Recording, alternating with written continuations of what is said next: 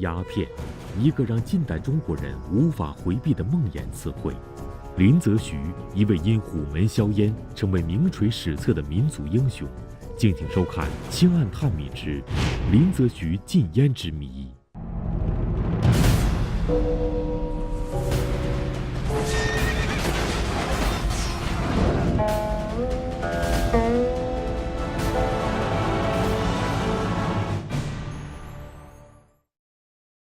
鸦片在中国的诞生是烟或土或烟土。鸦片进入中国始于唐代，最初是作为一种珍贵的药品。大约在1000年之后，鸦片从药品逐渐成为一种毒害人身体健康、危害社会经济的消费品。公元1729年，雍正皇帝颁布了中国也是世界上第一个禁烟法令，由此揭开了人类史上禁烟运动的序幕。然而，在严酷刑法之下，却屡禁不止。100多年之后，一道引发朝廷上下激烈大讨论的奏折，最终促使道光皇帝下定决心，派钦差大臣南下广州禁烟。由此，林则徐被推上了历史的前台，从而开启了荡气回肠的中国近代史。那么，林则徐禁烟的来龙去脉究竟是怎么回事呢？他在禁烟过程中所经历的风雨波折，又带给我们怎样的现实启迪呢？中国人民大学清史研究所唐铎博士做客百家讲坛，为您讲述《清案探秘》第2部第7集《林则徐禁烟之谜》。19世纪初鸦片走私在中国泛滥，这就造成了白银大量外流。这个老百姓饱受其苦。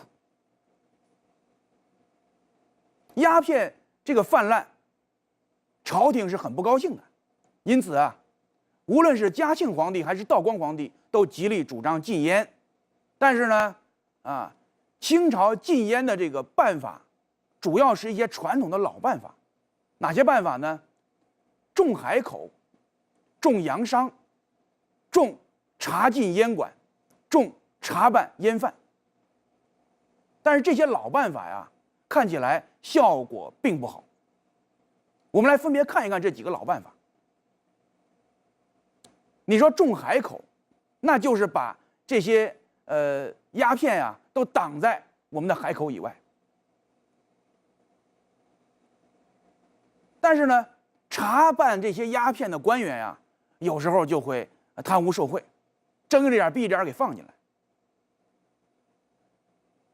另外，中国的海岸线绵延万里，人家洋人不从你广州把鸦片运进来，换一个地方，是任何一个地方都可以把鸦片偷运进来。那么这样的话呢，这个让清王朝是防不胜防。咱们再说说这个重洋商。那所谓重洋商呢，就是把这些走私鸦片的这外国商人给赶出去，赶到中国的港口以外去。这样做效果也不好，为什么呢？这些洋商把船停在海面上，照样能够想辙把鸦片偷偷的运进中国内地。那这个查烟馆、查烟贩，这些烟馆和烟贩的背后都有地方的官府势力做保护伞，所以只要一查他们，那肯定就会遇到很大的阻力，最后不了了之。那查这些查不下去，该怎么办呢？有人说，既然禁烟遇到了很大的阻力，那就别禁了。有些官员就提了个建议干脆咱们就在中国内地自个儿种鸦片，鸦片国产化。这样一来呢，既能够增加朝廷的税收，又能够把这些洋人走私的鸦片挡在国门之外。朝廷还确实试了试，但是效果也不好。为什么呢？这个中国自己土产的鸦片品质不太高，所以这些吸毒上瘾的人就觉得中国自己的鸦片吸着不过瘾，到头来呢还得千方百计的去搜罗外国进口的那些鸦片，这样就造成了这个外患没除，内患又生。可以说朝廷啊是赔了夫人又折兵，所以鸦片国产化在自个儿内地啊种植鸦片这种做法呀，看来也是行不通的。那好，对于这个鸦片呀，禁也不是，这不禁也不是，那该怎么办呢？这是摆在道光皇帝面前的一个大难题。道光18年，公元1838年，鸿胪寺卿黄觉滋上了一道奏折，这道奏折在朝野上下引起了轩然大波。鸿胪寺卿是个什么样的官呢？他的职责大概就相当于今天的外交部部长助理兼礼宾司司长，管的是礼宾工作。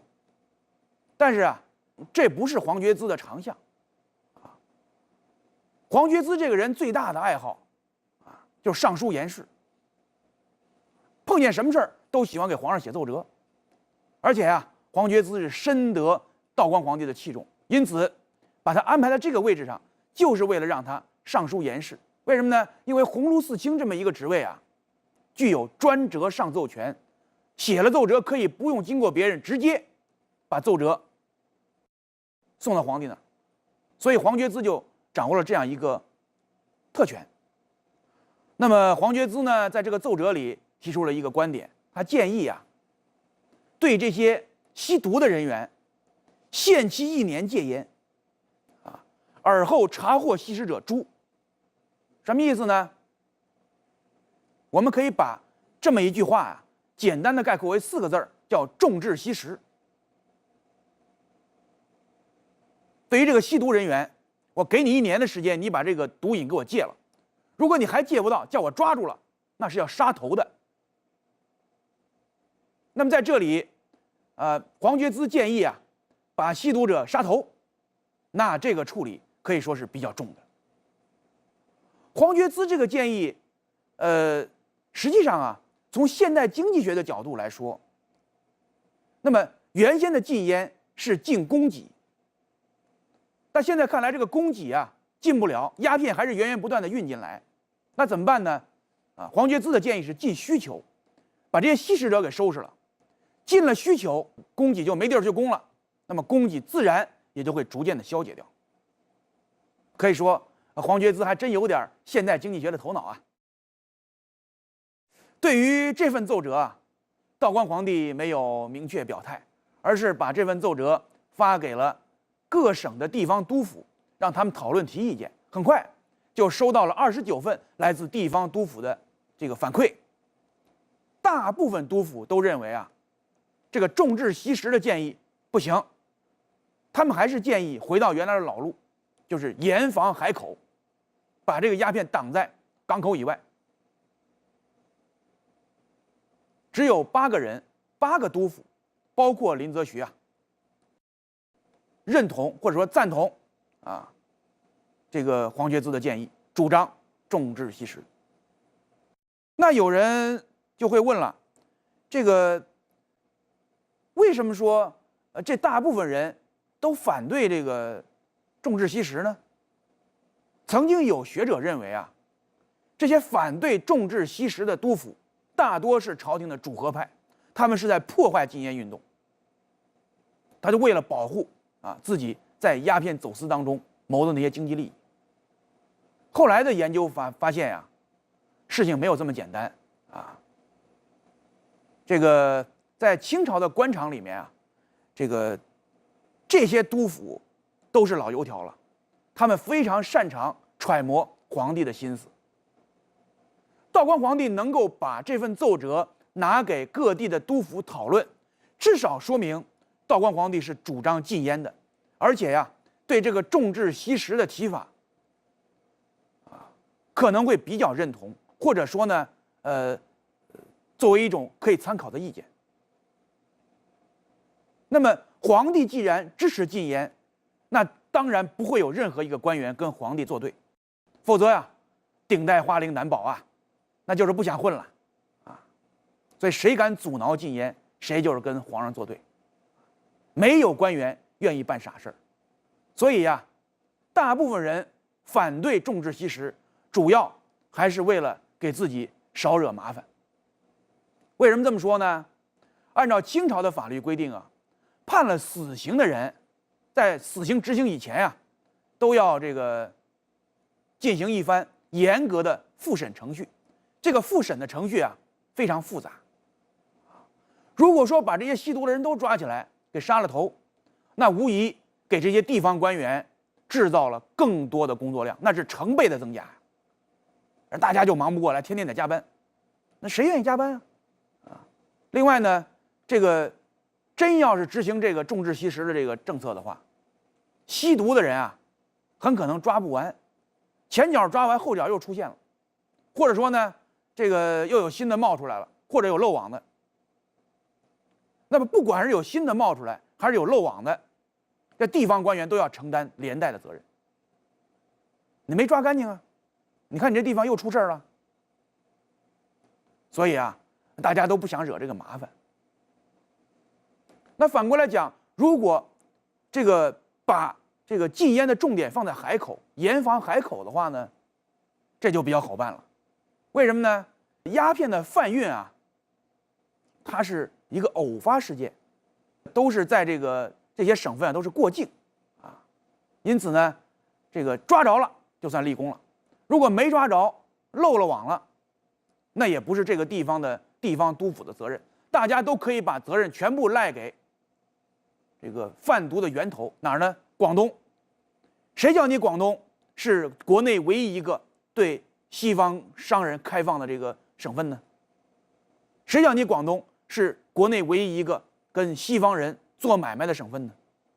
都把责任赖给广东，说你广东就是大毒源，这样啊，其他省的督府就可以撇开干系，保住自己的顶戴花翎。所以大家都有自己的小九九啊。督府们支持严禁海口，查禁贩毒啊，反对重治吸食。道光皇帝一看，哎呦，大部分人都不赞成，那怎么办呢？再讨论吧。于是呢，就把这份奏折又发给了大学士、军机大臣和六部，大家来拿主意。就在这个奏折发给大学士、军机大臣和六部拿主意的同时，在北京和天津发生了2件大事。第一件事，庆亲王奕博和镇国公溥喜这2个人啊，躲到庙里头抽大烟，被抓了。可以说，这个吸毒的人啊，已经不光是普通老百姓了，已经渗入到了皇族，到了皇帝的眼皮子底下。第2件大事就在天津，直隶总督琦善查获了大量的这个鸦片，这是从广东走私过来的，有多少呢？13万两。这是清朝有史以来一次查获鸦片数量最多的这么一个案子。那么鸦片走私也到了皇帝的眼皮子底下，这下道光皇帝坐不住了，他马上传旨着湖广总督林则徐来京避见。很快他就任命林则徐为钦差大臣到广东去禁烟。这么一搞，它实际上就意味着道光皇帝对黄觉滋提出的那个重治吸食这个建议等于就放弃了，重新回到了严防海口这么一个老办法上来。但是呢，跟以前不一样，这次道光皇帝是根本就不信任广东本地的官员，而是信奉什么呢？外来的和尚能念经。于是他就派了一个外地的官员，就是湖广总督林则徐，让他到广东去禁烟。他认为外来的官员能把事情办得更好。这也是道光皇帝选派林则徐到广东去禁烟的重要原因之一。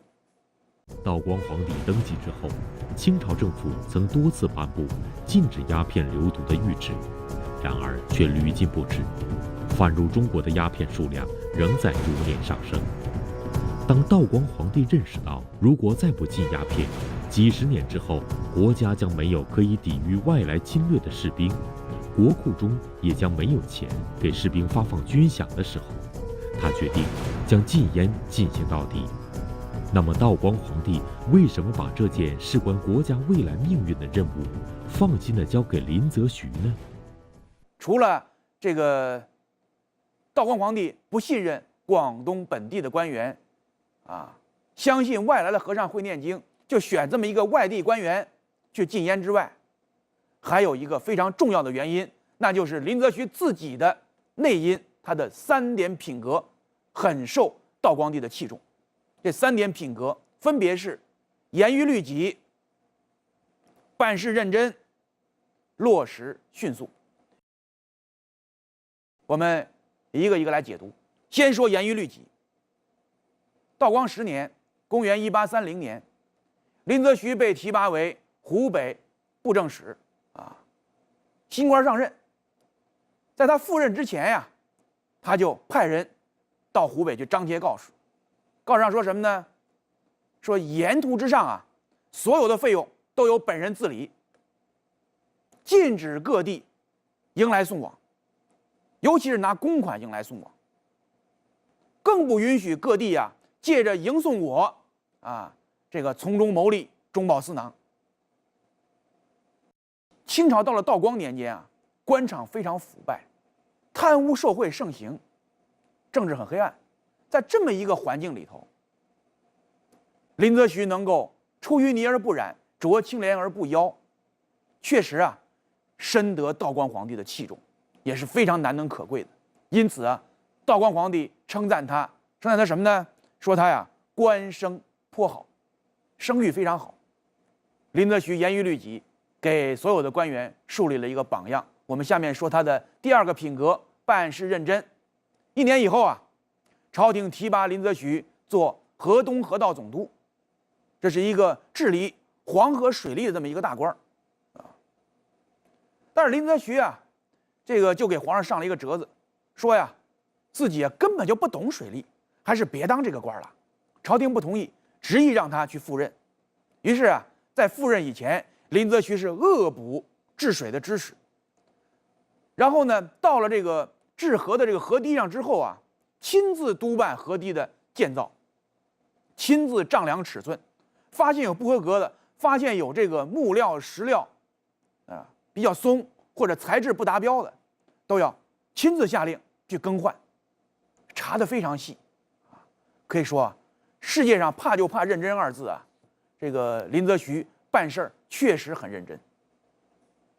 道光皇帝是一个守成之君，所谓守成，就是要守住祖宗的这份家业。他最需要的就是地方官员能够给他认真办差，把事情办好，别给他惹麻烦。所以林则徐办事认真，确实让皇帝很省心。所以道光皇帝称赞他认真勤劳。第3个品格就是落实迅速。就在道光皇帝把这个黄觉滋的奏折发给全国各地的督府讨论的时候林则徐接到这个奏折，第一件事不是去讨论，而是下令在全省查禁鸦片，捣毁烟馆，抓那些烟贩子，一下子收缴了12000两烟土和烟膏。这可以说是一个非常伟大的一个成绩。林则徐为什么会这么做呢？他就发现，既然道光皇帝能够把这个奏折发给全国各地来讨论，那起码说明道光皇帝是支持禁烟的。既然皇上支持禁烟，那我干脆就先下手为强，抢先落实上面的精神，把事儿先办了。可以说林则徐这个工作落实的非常迅速。我们发现这3点的背后都有道光皇帝的表扬可以说林则徐这个表现是在恰当的时候、恰当的场合做出的恰当的举动。正是这3个恰给林则徐提供了一个当钦差禁鸦片的一个很好的舞台。前面我们提到的这场大讨论里面这个大家这个意见不一样，但是有一点是有共识的，那就是禁烟这个工作的最大的阻力是什么呢？大家都认为主要是鸦片走私背后的那个地方的保护伞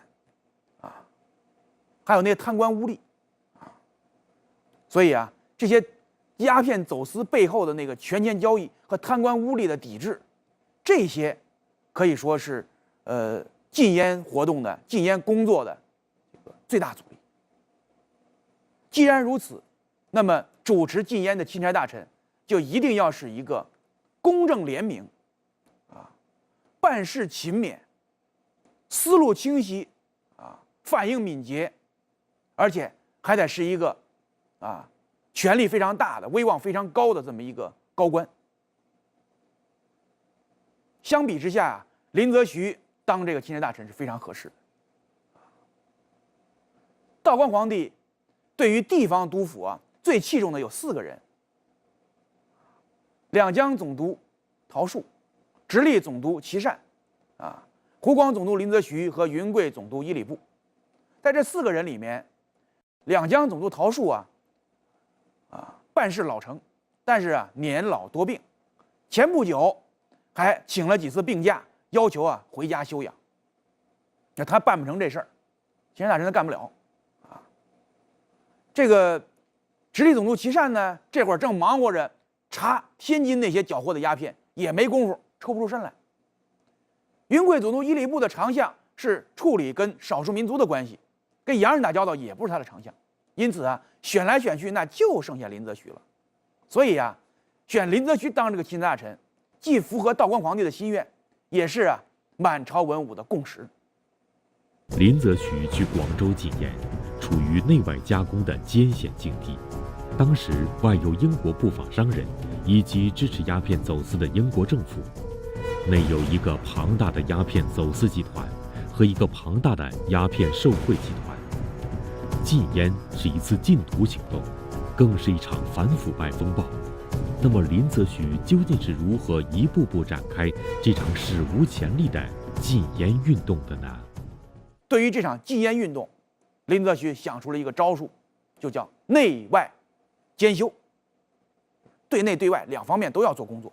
先说对内，到了广东，他是一声令下，马上下令查封烟馆，抓捕烟贩，有些不听话的烟贩直接给他吊死，处死了20多个烟贩。然后呢，还收拾了一批这些烟贩和烟馆背后的地方官，这些保护伞，然后就收缴鸦片。收缴了多少呢？从1839年5月到1840年的6月，这13个月期间，林则徐总共收缴了这个20多万两的这个烟土和烟膏，这个成绩还是比较大的相当于他在湖北这个禁烟成绩的20倍以上。但是呢，我们再往前推几年，从1837年的春天到1839年的5月份，这2年多的时间里头，两广总督邓廷桢收缴多少鸦片呢？46万多两。另外还有17万两是这些鸦片贩子主动投案自首交出来的。那么这样加起来的话，我们可以看到，邓廷桢的禁烟成绩要比林则徐大得多。实际上反过来也就是讲，林则徐之所以到任之后很快的就取得禁烟的运动的一些成绩，它是建立在邓廷桢和其他广东的地方官员在前期的努力基础之上的。那么上面这些数加起来一共是83万两，这相当不少了。这是一个什么水平呢？3年收缴这么多的烟土烟膏可以说成绩非常大这个以前很多年都没有收缴过这么多。收缴的数量可以说是全国第一。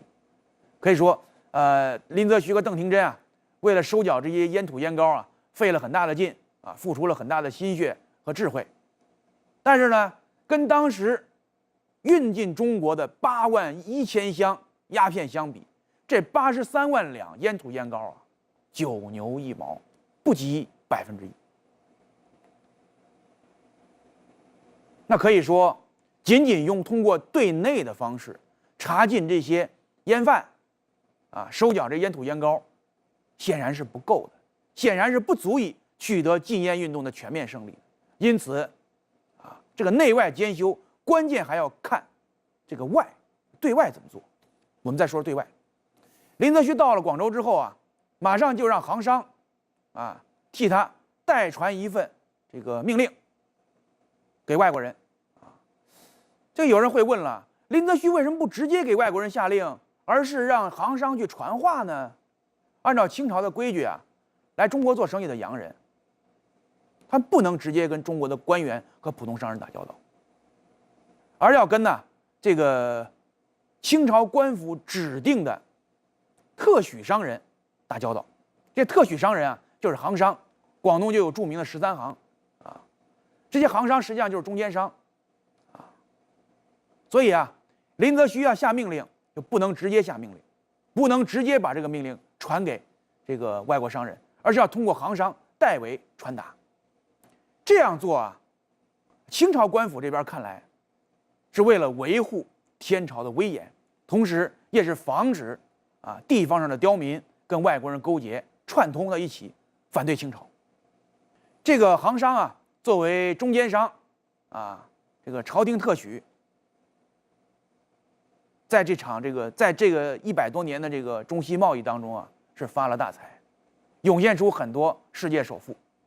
当然，这个发财并不是没有代价的，他们代价也很大，他们要承担责任。什么责任呢？外国商人到中国来做生意，进入广州港以后啊，必须由这个杭商来做保，提供一份担保，他们才能做买卖。所以啊，如果这些洋人啊在中国一旦出了什么问题，犯了什么事儿，这些杭商要承担连带责任。1816年以来，这个所有进入广州港做生意的外国商人啊，都签了一份保证书，保证绝对不会夹带鸦片。这些杭商也做了担保，担保他们绝对不会夹带鸦片。林则徐知道啊，这样的担保书都是骗人的，所以啊，他这个让杭商传令，传了什么命令呢？他说呀，说这个要求这些洋人3天之内把你们手里的鸦片都交出来。如果不交的话，那怎么办呢？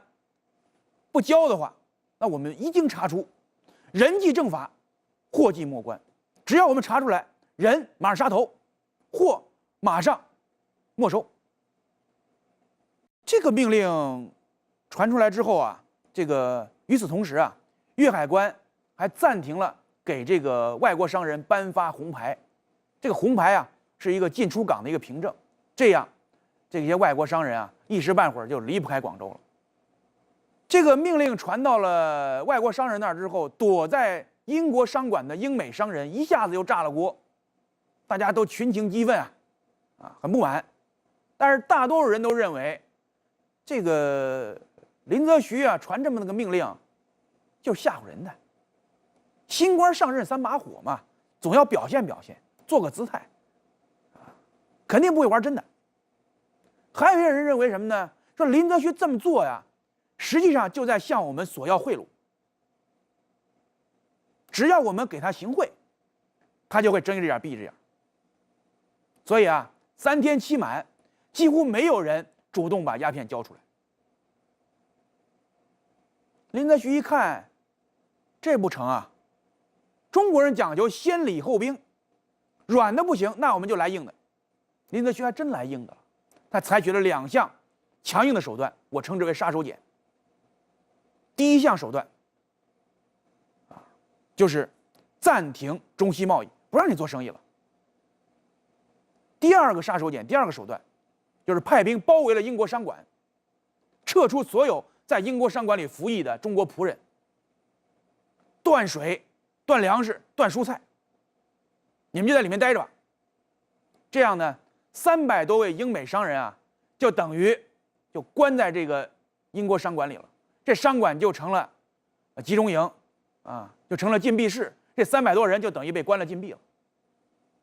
关禁闭的日子那可是不好受啊。这3天以后啊，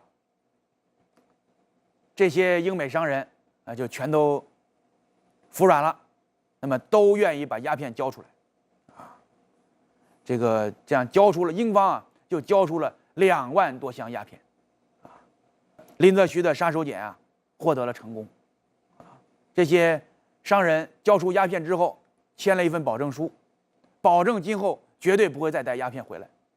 这样呢，商馆的包围就解除了，这英国商人就撤走了。林则徐不负众望，顶住了各方的明枪暗箭，最终雷厉风行地查禁了237万斤鸦片。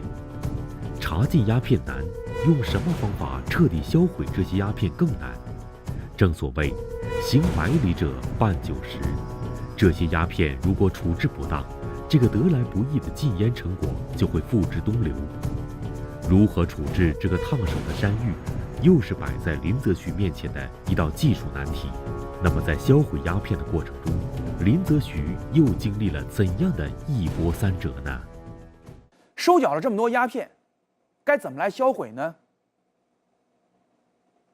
林则徐上了一道折子，说我收缴了2万多箱鸦片，请求朝廷批准将这些鸦片送往北京当众销毁。林则徐想这么做啊，主要是一向皇上邀功，表明自己的成绩很伟大，啊；二是为了在北京销烟啊，能够起到政治上的震慑作用。但是道光皇帝担心啊，在这个鸦片从广州运往北京的路上，有可能会被人调包，所以为了避免这种风险，道光皇帝特批这鸦片不用送北京了，就在广州就地销毁。这样林则徐就开始选销毁鸦片的地点，选中了虎门。虎门这个地方啊，海滩很宽阔，就便于大家来观看，便于举办一个大型的这个禁烟的仪式。同时呢，虎门又是广州的门户，有炮台，有港口，啊，这个严防死守，防得很严，所以啊，这鸦片也丢不了，所以选了这么个地方。地点选定了，那下面就要琢磨一下，怎么来把这些鸦片给销毁。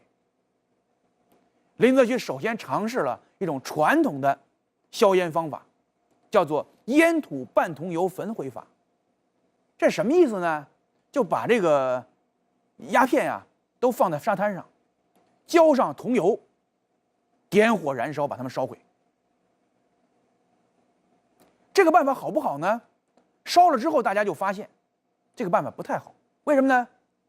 看起来这烟土烟膏都被烧成了灰烬，但是呢，这些烟膏啊在燃烧的过程当中就渗入到土壤里。那些瘾君子，那些想吸毒的人，在这个禁烟活动结束以后啊，挖地3尺，把那个土都给挖走，然后呢，从中照样能够提炼出这些烟土烟膏的残渣。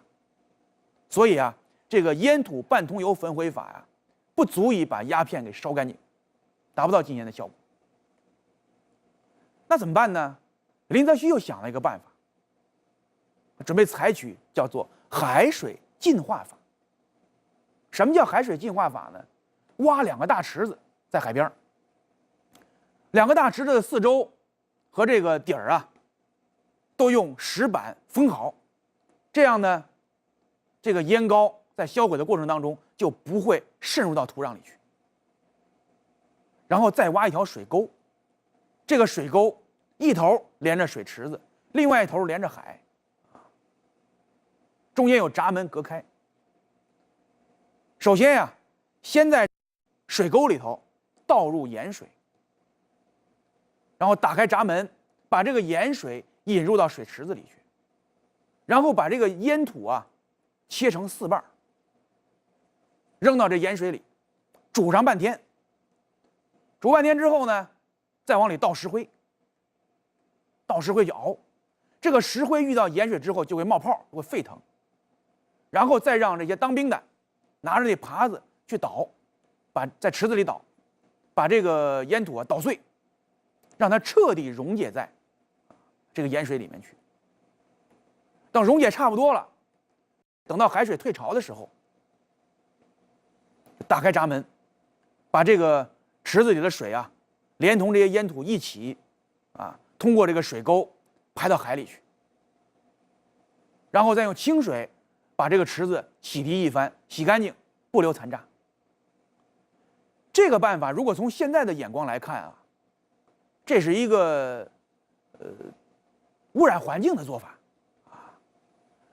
虎门海域啊，遭到了这个毒品的污染。林则徐也意识到了这一点，他在做了这方面的研究。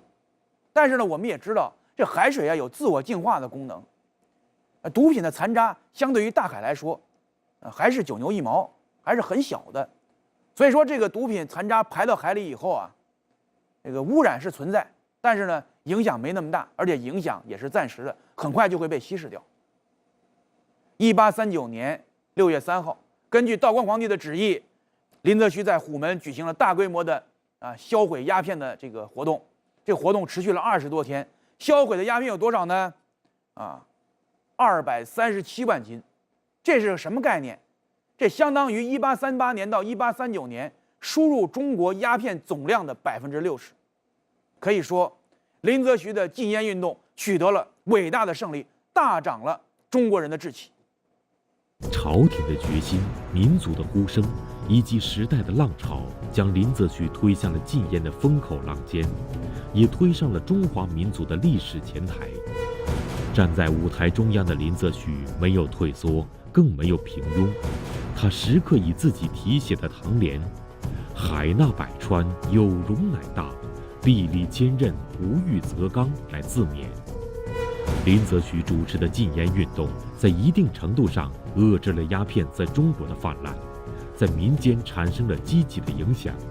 通过这场禁烟运动，中国广大民众增强了对鸦片危害性的认识，看清了英国向中国贩卖鸦片的本质，唤醒了内心的爱国意识。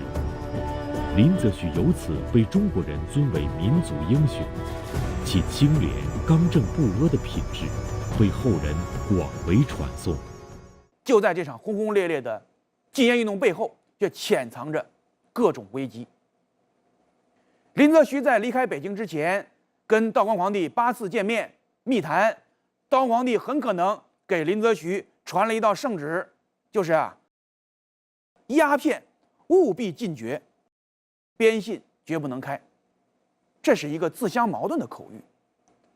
林则徐虽然嘴上满口答应，但是他心里可能也清楚，这是一个无论如何也做不到的任务，完成不了的任务。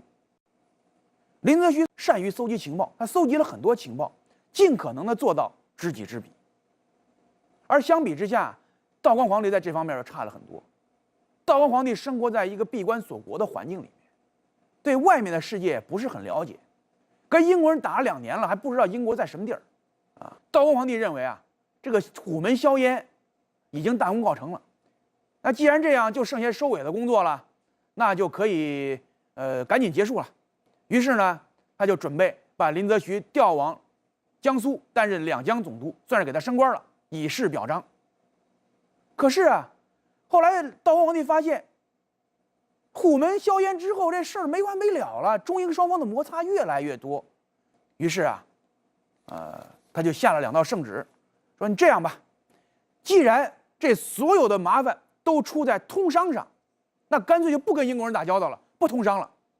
于是他传旨，这个断绝中英通商，不再做生意了。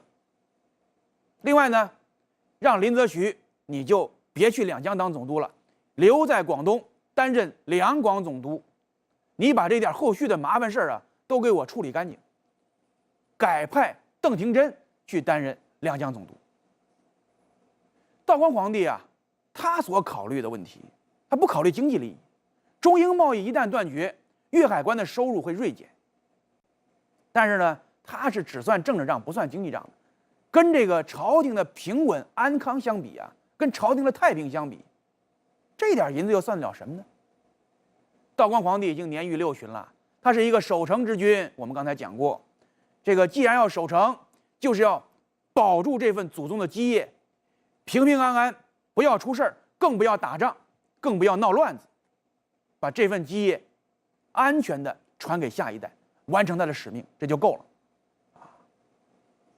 所以道光的君臣可以说对外界的事情真的了解的不透彻，犹如盲人骑瞎马，夜半临深池。